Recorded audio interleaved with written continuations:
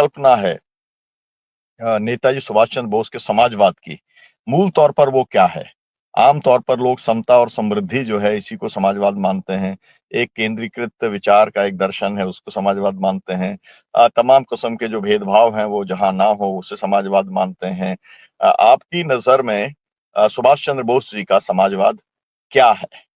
फिर हम इसके बाद में अगले राउंड में हम लोग चुनौतियों को लेकर बातचीत करेंगे। पहले समाजवाद को ही हम समझ लेते हैं। जी, आनंदीबन जी। नमस्ते।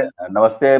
मैं सबसे पहले आदरणीय प्रोफेसर दीपक मलिक जी को, सुनीलम जी को, आनंद तिवारी जी को और अनुराधा जी को मैं आज इस पावन अवसर पर नमस्ते करता हूं और मैं अपनी भावपूर्ण श्रद्धांजलि नेताजी सुभाष चंद्र बोस को अर्पित करना चाहता हूं। दरअसल सुभाष चंद्र बोस को लेकर के हिंदुस्तान में आज की तारीख में जो मौजूदा जो सत्तारूढ़ दल है और शासक वर्ग है, कई तरह की भ्रांतियों को जन्म दे रहा है। आज कोई समाजवाद पर तो बात ही नहीं करता कि नेताजी सुभाष चंद्र बोस का समाजवाद से कोई रिश्ता था या नहीं था। आज तो केवल मीडिया और इस पर यह बात होती है कि सुभाष चंद्र बोस का गांधी जी से बहुत बड़ा संबंध अच्छा नहीं था, सुभाष चंद्र बोस का जवाहरलाल नेहरू से अच्छा संबंध नहीं था, सुभाष चंद्र बोस राष्ट्रवाद के नायक थे, उनका राष्ट्रवाद क्या था यह नहीं बताया जाता। और एक बड़े ही सुनियोजित तरीके से सुभाष बाबू को आज के सत्तारूढ़ दल के जो राष्ट्रवाद है उसके खांचे में खड़ा किया जा रहा है। मुझे ऐसा लगता है कि आज सुभाष चंद्र बोस को मौजूदा परिस्थिति में नए सिरे से समझने की जरूरत है। कुछ लोगों को जो विपक्ष में है, प्रगतिशीलता के नाम पर राष्ट्रवाद का नाम सुनते ही उन्हें चिढ़ होने लगती है, और जब राष्ट्रवाद का नाम सुनने से चिढ़ होती है तो वह तबका उसमें आज की तारीख में विपक्ष पार्टियों के शीर्ष नेतृत्व भी हो सकते हैं जो पूरे आजादी की औपनिवेशिक लड़ाई को खारिज करते थे, जिसमें मैं नाम नहीं लेना चाहता हूं। लेकिन मुझे लगता है कि यह सही समय है जब हम सुभाष चंद्र बोस को याद करें और उनकी विरासत को ठीक तरीके से हिंदुस्तान के विकास में उसको उपयोग में लाएं। और यह विरासत क्या है इसको समझने के लिए जब हरिपुरा कांग्रेस में सुभाष बाबू जब कांग्रेस के अध्यक्ष निर्वाचित होते हैं और उसके बाद से 1938 का समय है, और जब उस समय जवाहरलाल नेहरू को वो जो है किस तरीके का समाज बनाना है और किस तरीके के नियोजन प्रणाली को देश आजाद होगा तो हम उसको लागू करेंगे, ये सुभाष चंद्र बोस के नेतृत्व में जब वो हरिपुरा के कांग्रेस में निर्वाचित होते हैं तो जवाहरलाल के नेतृत्व में यह कमेटी बनाई जाती है, प्लानिंग फॉर इंडियन स्टेट, और वहां से आज की जो प्लानिंग कमीशन था, प्लानिंग कमीशन भी आज नहीं है, सुभाष बाबू उसके जनक कहे जा सकते हैं। और सुभाष बाबू का जो उसमें दिशा निर्देश था और कहीं न कहीं सुभाष चंद्र बोस और जवाहरलाल नेहरू के बीच में एक तारतम्य था, दोनों की सहमति से यह बात आगे बढ़ रही थी कि जब देश आजाद होगा तो जो भी हमारे प्राकृतिक संसाधन हैं उन संसाधनों का उचित बंटवारा इस देश का दलित, इस देश का आदिवासी, इस देश का जो बुनकर है, इस देश का जो जो किसान है, मेहनतकश है, गरीब है, उसके बीच में समानता के रूप में वितरण किया जाएगा। ये सुभाष बाबू के समाजवाद का स्वरूप था। दूसरी बात जो है, सुभाष बाबू को गांधी जी के खिलाफ भी खड़ा किया जाता है कि गांधी जी सुभाष चंद्र बोस से उनकी कोई सहमति नहीं थी। लेकिन मैं यहां पर एक बात कहना चाहूंगा, जिसकी चर्चा सुनीलम जी ने किया है, कि सुभाष बाबू और गांधी जी एक सवाल पर एकमत हैं, और वह सवाल क्या है कि हिंद स्वराज में जब गांधी जी इस बात को लिखते हैं, और यह बहुत ही प्रासंगिक है कि हिंद स्वराज के पुनर्स्थापना में ही, प्रस्तावना में ही गांधी जी सेंगर मशीन की परिकल्पना करते हुए, और जब उसे कहते हैं कि सेंगर मशीन का आविष्कार एक अंग्रेज वैज्ञानिक ने, जो उनकी पत्नी मुफलिसी में कपड़ा सिलाई करती थी और पैसा कमाती थी जिससे उनके परिवार का भरण पोषण होता था, और इस अपनी प्रेम पत्नी के प्रेम में उन्होंने सिंगर मशीन का इजाद किया। और गांधी जी कहते हैं यहाँ पर कि अगर इस तरह के प्रेम से कोई मशीन आती है तो उसका हम स्वागत करते हैं और यह मानवता के लिए है। और उसके बाद जो दूसरी बात जो सुभाष बाबू के सामने लाई जाती है, जो आती है गांधी जी के बाद, कि जब इसे ये पूछा जाता है कि उस सिंगर मशीन को बनाने वाली जो मशीन होगी वो बहुत बड़ी मशीन होगी, वो कारखाने में बनेगी, तो गांधी जी यहाँ कहते हैं कि जो मशीन को बनाने वाली जो बड़ी मशीन होगी वह कभी भी किसी एक व्यक्ति के हाथ में नहीं होना चाहिए, वो राष्ट्र के हाथ में होना चाहिए और आम जनता के हाथ में होना चाहिए। इस बात को सुभाष चंद्र बोस ने भी कहा है, और वो ऐसे कहा है कि बल्कि बनारस के बुनकरों का उन्होंने उदाहरण देते हुए उस समय अपने एक वक्तव्य में कहा कि जो बुनकर हैं, जो कपड़ा बुनते हैं, लेकिन अगर उसमें कोई पावर लूम आता है, कोई मशीन आती है और उससे उस बुनकर की जो उत्पादकता है वो बढ़ जाती है, तो उससे बुनकर को फायदा होगा, उत्पादकता में विस्तार होगा, और इस तरह से उस मशीन का सुभाष बाबू समर्थन करते हैं। इसके बाद जो सुभाष बाबू दूसरी बात कहते हैं कि जब उस मशीन को बनाने वाली जो मशीन बनेगी वो बड़ी मशीन होगी, उस मशीन को बनाने वाली मशीन पर कभी भी किसी निजी व्यक्तिगत हित नहीं होना चाहिए, वह किसी देश के पूंजीपति या किसी देश के बड़े धन्ना सेठ के हाथ में नहीं होना चाहिए। वो पावर स्ट्रक्चर की बात करते हैं कि जब कृषि का विकास होगा तो उसमें भी वो ये कहते हैं कि जब हम तापीय विद्युत बनाएंगे या नए नए तरह के पुर्जों का आविष्कार करेंगे, तो जो बड़ी मशीन बनेगी वो हमेशा राष्ट्र के अधीन होना चाहिए, उसमें किसी भी पूंजीपति का अधिकार नहीं होना चाहिए। यहाँ पर हम देखें तो सुभाष बाबू और गांधी जी के मत एक समान है कि जब भी हम औद्योगिकरण की नीति को अख्तियार करते हैं, तो जो औद्योगिकरण का जो बड़ा फलक है वह हमेशा जनता के स्वामित्व में होना चाहिए, आम जनता के स्वामित्व में होना चाहिए, और छोटी मशीन जो उत्पादकता को बढ़ाती है वो कामगार के हाथ में जाए, उसमें व्यक्तिगत स्वामित्व हो सकता है। तो हमें यहाँ पर यह समझना चाहिए कि गांधी जी और सुभाष चंद्र बोस के जो विकास और समाजवाद का जो रिश्ता है, ये यहाँ दोनों एक साथ खड़े होते हैं। गांधी, नेहरू और सुभाष चंद्र बोस की जो विकास नीति है उसमें अगर हम देखें तो किसी भी तरह का कोई अंतर विरोध नहीं है।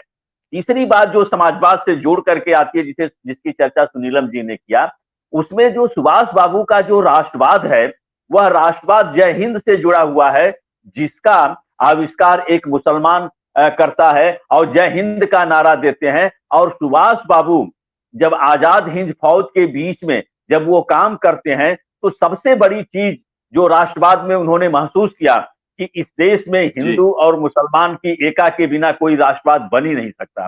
तो मेरा यह मानना है कि आज के दौर में जब हम सुभाष बाबू को याद कर रहे हैं तो इस विरासत को भी याद करें कि गांधी की विरासत, नेहरू की विरासत और सुभाष बाबू की विरासत एक जगह जाकर के खड़ी होती है, और वह मिलन स्थान है आम जनता, मेहनतकश जनता के हितों में जो भी राष्ट्रीय संसाधन है उसके तरफ नीतियों का पुनर्निर्माण किया जाए। ये सुभाष बाबू की परिकल्पना थी जो आज की तारीख में मुझे लगता है कि मौजूद है। और इस पर आपने जो बात उठाया है नेताजी सुभाष चंद्र बोस की जो समाजवाद की जो चिंता है, उसमें कम्युनिस्ट पार्टियों की जो समाजवाद है उसी में फर्क है।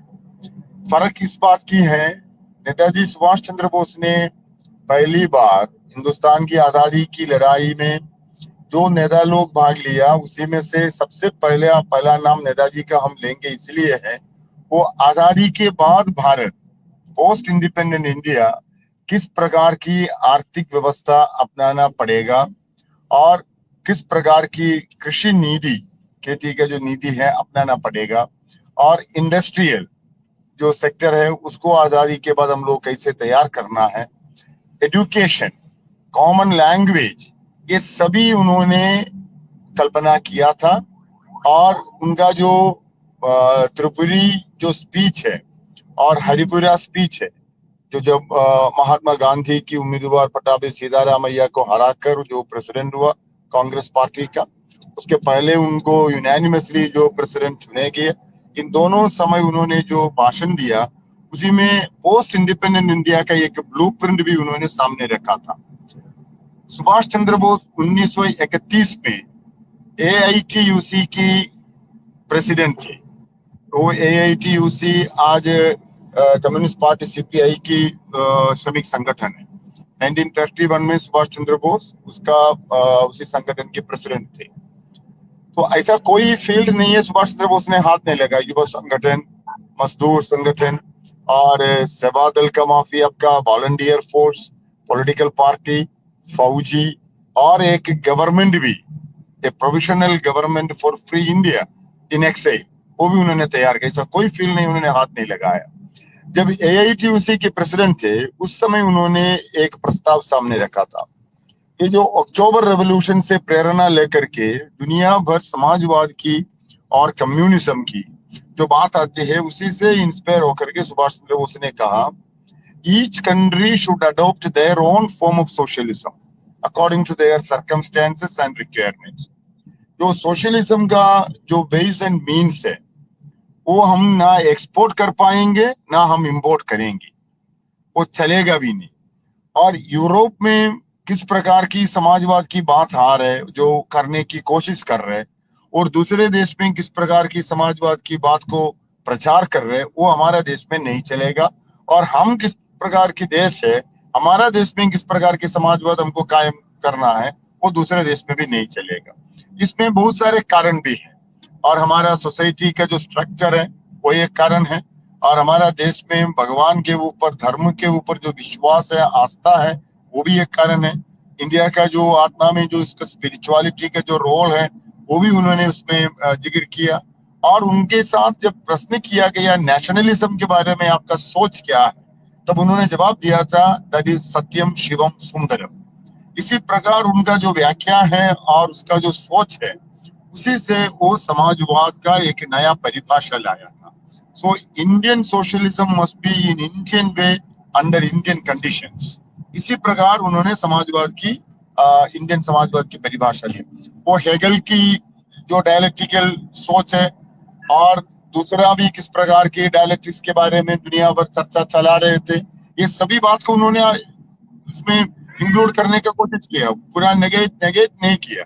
लेकिन जो विश्वास है, जो स्पिरिचुअल जो स्ट्रेंथ है इंडिया का, अगर ये स्पिरिचुअल स्ट्रेंथ को आप नकार करके कोई भी फिलोसफी आप सामने नहीं ला पाएंगे, लोगों तक पहुंचा नहीं पाएंगे। इतना स्ट्रॉन्ग है हिंदुस्तान के अंदर, छोटा मोटा बात में भी। हाँ, ये बात बिल्कुल सही है। अगर आपका विश्वास समाज की प्रगतिशील रास्ता पर कोई रुकावट नहीं पहुंचा रहे, आपका समाज में रहने वाले लोगों का कोई रुकावट नहीं पहुंचा रहे, उसका कोई दोष नहीं पहुंचा रहे, इसी प्रकार विश्वास को, इसका वो सोच को आप नेगेट करने का कोई अधिकार नहीं है आपका। इसी प्रकार से उसको भी विश्वास में लाइए। जब सुभाष चंद्र बोस आजादी हिंद फौज तैयार जी, अभी जो चर्चा हो रही थी कि भारतीय परिस्थिति के अंदर भारतीय आवश्यकताओं के मुताबिक समाजवाद की अवधारणा, आज जो चुनौतियां हैं उसका मुकाबला जो सुभाष चंद्र बोस जी के समय जो समाजवाद की अवधारणा थी, क्या उससे मुकाबला आज की चुनौतियों का हो सकता है? और उस समय की परिस्थिति में और आज की परिस्थिति में आर्थिक जो परिस्थितियां हैं, आर्थिक जो चुनौतियां हैं और जो समाज के अंदर चुनौतियां हैं, वो किस तरीके से आप उसको देखते हैं? जी, डॉक्टर प्रोफेसर दीपक मलिक जी। देखिए, इस पे चर्चा काफी हो चुकी है इन सब बातों पर। सबसे महत्वपूर्ण बात तो ये है कि आज के संदर्भ में हम सुभाष चंद्र बोस को कैसे देखें। बहुत लोगों के बहुत सारे डिफरेंस के पॉइंट हो सकते हैं, लेकिन आज हमारी कोशिश है कि ज़्यादातर लोग एक मंच पे इकट्ठा हों। लोग देश में सांप्रदायिकता के खिलाफ इकट्ठा हो रहे हैं। हम लोगों को कोशिश करनी चाहिए कि सोशलिज्म के मंच पर, समाजवाद के मंच पर लोग इकट्ठा हों, और उसके लिए जो डिफरेंसेस हैं, हम समझते हैं कि उसको उस समय लोगों के अलग अलग विचार होते थे, लेकिन अगर समाजवाद की बात ली जाए और समाज निर्माण की बात ली जाए, तो जैसा हमारे दीपायन भाई ने कहा कि महात्मा गांधी, जवाहरलाल नेहरू और सुभाष चंद्र बोस में कोई बुनियादी फर्क नहीं था। हाँ, एक डिटेल के फर्क हो सकते हैं, लेकिन बुनियादी फर्क नहीं था। और ये स्वाभाविक चीज थी जो हमारे राष्ट्रीय आंदोलन का की गति थी, प्रोडक्ट थी। हमारे राष्ट्रीय आंदोलन में एक कंसेंसस बनाने की बड़ी भारी प्रक्रिया थी। ऐसे तो कहें आप, कांग्रेस सोशलिस्ट पार्टी जो बनी थी 34 में, उसमें न सुभाष चंद्र बोस उसमें शामिल थे और न जवाहरलाल नेहरू शामिल थे, नहीं हो पाए। लेकिन यह है कि और गांधी जी तो थे ही नहीं उसमें। लेकिन ये कहना कि साहब ये तीनों लोग भिन्न भिन्न जगहों पे खड़े हुए थे, हम समझते हैं कि आज की तारीख में उन छोटे माइनर डिविजन को छोड़ के हमको कोशिश करनी चाहिए कि जो फंडामेंटल्स में वो इकट्ठा थे कि नहीं।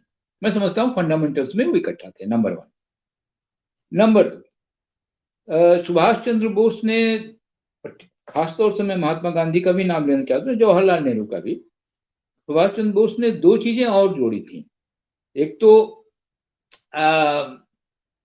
सांप्रदायिकता के सवाल पे उन्होंने आजाद हिंद फौज और अपने गवर्नमेंट में जिस तरह से लोगों को चूज किया, और भी एक हमारे वो जनरल सेक्रेटरी साहब वो उदाहरण भी दे रहे थे कि किस तरह से कोविल में, सिंगापुर में इस तरह की घटना हुई। तो एक सेक्युलरिज्म का या इंक्लूसिविज्म का एक जो बहुत बड़ा पार्ट था, उसको सुभाष चंद्र बोस उसके नायक थे निश्चित तौर से। और ये देखिए, ये एक स्पिरिचुअल परंपरा से भी आती है। बंगाल में बाय द वे विवेकानंद 19वीं शताब्दी के सबसे बड़े स्पिरिचुअल स्पोक्समैन रहे हैं। वो भी इंक्लूसिव थे, वो हिंदू मुसलमान में फर्क करने वाले नहीं आदमी थे। तो वो सारी चीजों का प्रभाव सुभाष चंद्र बोस पर भी था, और इस वजह से इन सब बातों को वो कर रहे थे। दूसरी बात भाषा की बात है। हिंदुस्तानी, गांधी जी ने पहली बार आजादी की लड़ाई में हिंदुस्तानी को आजादी के एजेंडा में रखा। सुभाष चंद्र बोस ने उसकी तारीफ की। सुभाष चंद्र बोस ने भी अपने जो सरकार बनाई और जो उनका पूरा पूरा नारा था वो हिंदुस्तानी पे था, हिंदुस्तानी पे जोर था उनका, हिंदुस्तानी ही देश की राष्ट्रभाषा बने, उसके बारे में उनका भी कथन था। तो और जवाहरलाल का तो था ही। तो अब ये है कि ये सारे पॉइंट्स हैं जहां पर ये तीनों लोग इकट्ठा हो जाते हैं। आज की तारीख में हमारी आवश्यकता है कि हम हमारी आजादी की लड़ाई की जो थाती है, जो उसके खूबसूरत पॉइंट हैं, उन सब लोगों को जोड़ें, उनको सारे लोगों को इकट्ठा करें। क्योंकि आज हमारी जो लड़ाई है वो लड़ाई है ऐसे लोगों से जो पूरे भारतीय इतिहास, भारतीय संस्कृति और परंपरा को नष्ट कर रहे हैं, उसके खिलाफ खड़े हुए हैं, उसके उल्टे खड़े हुए हैं। ये कोई साधारण लड़ाई नहीं है। अंग्रेजी साम्राज्यवाद से लड़ना सरल था, आज के जो लोग आए हुए हैं उनसे लड़ना उतना सरल नहीं है, आप जान रखिए। क्योंकि ये पूरे के पूरे तौर से उपयोग कर रहे हैं हर एक इंस्टीट्यूशन का, और बड़े करीने से वो हमारे जो जो जो हमारा पूरा ढांचा है उसको ध्वस्त कर देना चाहते हैं। उनकी एक समझ है, उस समझ के अनुसार वो काम भी कर रहे हैं। उनके विश्व हिंदू परिषद से लेकर तमाम चीजें जो बना रहे हैं, से इकोनॉमिक पॉलिसी तक, सारी कुछ उसमें रिफ्लेक्शन होता है, सब कुछ दिखलाई पड़ता है, सब कुछ कर रहे हैं। तो हम समझते हैं कि एक ऐसे दौर में हमको इन लोगों में जो आपस में एक कंसेंसस बनता है, असली में कंसेंसस हम न भी कहें तो एक फंडामेंटल्स पे जो एक सहमति बनती है, एक ही फंडामेंटल में तीनों लोग होते हैं, ये चीजें बहुत महत्वपूर्ण है। क्योंकि आज की तारीख में जो लोग शासन सत्ता में हैं वो राष्ट्रीय आंदोलन के कतई हिस्सा नहीं थे, इसलिए वो उस फंडामेंटल में है ही नहीं। तो ये फंडामेंटल्स जो हैं ये जोड़ते हैं, जिसमें समाजवाद एक है। एक जो बहुत महत्वपूर्ण बात दीपायन भाई ने भी कहा कि प्लानिंग कमेटी बनाकर कांग्रेस में उन्होंने शुरुआत की, जो बाद में प्लानिंग कमीशन का रूप लेती है। और प्लानिंग बहुत महत्वपूर्ण हिस्सा है समाजवाद बनाने का। समाजवाद और पूंजीवाद में एक बुनियादी फर्क यही आता है कि प्लानिंग करना चाहिए, प्लान करके ही एक ढांचा बनाया जा सकता है। पूंजीवाद ये है कि व्यक्तिगत पैमाने पे आपकी क्षमता है, आपके पास पूंजी है तो आप बना लीजिए, जो कुछ करें मार्केट से आप कर लीजिए। तो ये जो फर्क है, ये समाजवाद बनाने की जो मशीनरी है वो प्लानिंग कमीशन से आती है। और उस प्लानिंग कमीशन की शुरुआत वहां से हुई थी। मैं समझता हूँ कि ये बहुत दूर की सोच थी जिस पे किया, और हिंदुस्तान प्लानिंग के माध्यम से चला, आगे बढ़ा, जो कुछ भी बढ़ा, जो कुछ भी हुआ वो हुआ। जहां तक समाजवाद जी की ये धारणा कि भाई अलग अलग मुल्कों में अलग अलग उसका चेहरा हो सकता है, हमारे ख्याल से चेहरे की बात हम उतना नहीं हम करते हैं, क्योंकि चाइना में जरूर उन्होंने सोशलिज्म विद चाइनीज कैरेक्टरिस्टिक कहते हैं, लेकिन चाइना मैं नहीं समझता हूँ कि समाजवाद कर रहा है, पूंजीवाद कर रहा है। चाइनीज पाथ ऑफ जो सोशलिज्म है, socialism with Chinese characteristic is Chinese capitalism, nothing else. तो वो बात नहीं है। सुभाष चंद्र बोस उसकी तायद नहीं कर रहे थे। सुभाष चंद्र बोस ये कह रहे थे कि एक देश के अंदर जनता की जो उसकी सामाजिक जो ढांचा होता है, जो सांस्कृतिक उसके मूल्य होते हैं, जो एक ट्रेडिशंस होते हैं, जो परंपराएं होती हैं, उन परंपराओं को नकार के हम समाजवाद नहीं बना सकते, उनको रिजेक्ट करके समाजवाद नहीं बना सकते। और मेरे ख्याल से इस समाज की ट्रेडिशंस, कल्चर और ढांचे को अगर सबसे ज्यादा किसी आदमी ने बटोरा तो वो महात्मा गांधी थे। उन्होंने उसको इकट्ठा करके एक गुत्थी बना के उसको आजादी की लड़ाई में इस्तेमाल किया उसका उन्होंने। और जवाहरलाल नेहरू उसी रास्ते पर थे और सुभाष चंद्र बोस भी उसी रास्ते पर थे। तो हम समझते हैं कि एक आज की तारीख में बड़ी आवश्यकता है कि हम इन पॉइंट्स को देखें जिसमें एक आम सहमति बनती हुई दिखाई देती, आम कंसेंसस दिखाई पड़ती है। जी प्रोफेसर साहब, क्योंकि हम लोग फिर से आपके पास में आएंगे। जी, आपने जो बात समन्वय की कही है, या आपने कहा कि फंडामेंटल्स के अंदर एक कॉमन समझ थी, मुझे लगता है कि दीपायन जी ने भी उसी बात को बढ़ाया था आगे। तो असल में लेकिन हम ये देख रहे हैं कि सोशल जस्टिस के ऊपर और सेकुलरिज्म के ऊपर तो देश में एक किस्म का जो है कंसेंसस बनने की स्थिति है। उन फोर्सेस के अंदर जो फोर्सेस जो है जो मानते हैं, जो लोग नेहरू जी को भी मानते हैं, जवाहरलाल नेहरू या महात्मा गांधी या सुभाष चंद्र बोस, तो वो लोग ये दो सवालों के ऊपर तो अभी मोटे तौर पर इस समय सहमति दिखती भी है, वो इंडिया ब्लॉक में भी दिखती है। लेकिन ये जो इकोनॉमिक इश्यूज हैं, इसको लेकर के फिर से देवराजन जी आ गए हैं इस बीच में, रत्ना वोरा